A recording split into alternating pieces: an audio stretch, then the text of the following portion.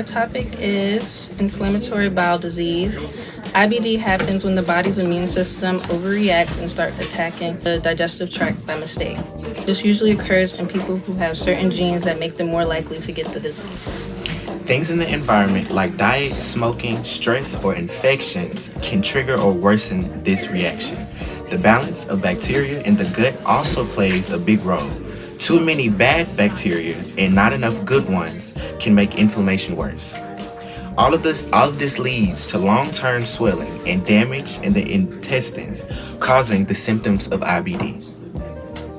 Before a patient is diagnosed with IBD, doctors must review their medical history, conduct a physical exam, perform various diagnostic tests, and undergo an endoscopic procedure, specifically a colonoscopy and upper endoscopy. This medical procedure enables doctors to examine the gastrointestinal GI tract and obtain biopsies for analysis.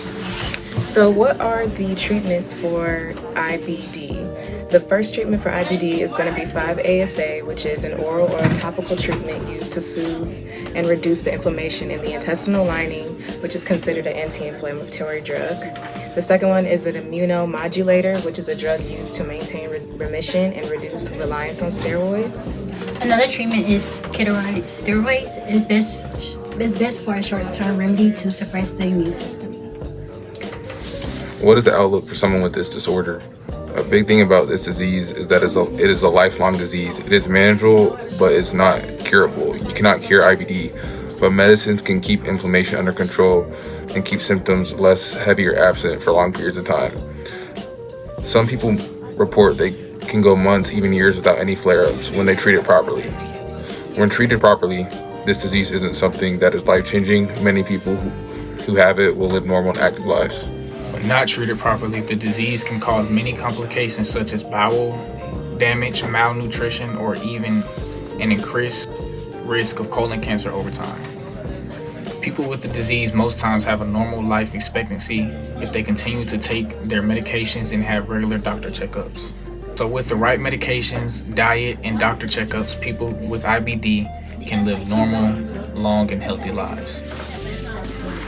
Anti-inflammatory drugs are one of the main treatments for inflammatory bowel disease because they can help reduce irritation and swelling in the intestines.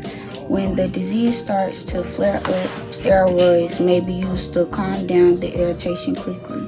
These drugs act directly onto the lining of the colon to decrease inflammation.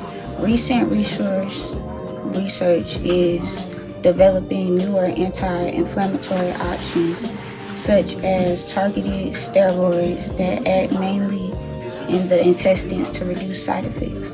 These new changes are aimed to make the treatment safer and more effective for each patient.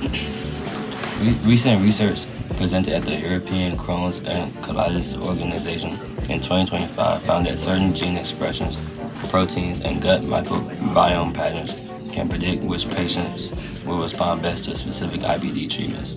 Another study showed that using a multi-biomarker test to guide drug choice and dosing, especially for anti-TNF therapy, led to better long-term results. These findings are important because they move IBD care towards personalized medicine, where doctors can tailor treatment to each patient's unique biology. This means higher remission rates, fewer side effects, and more effective use of medication.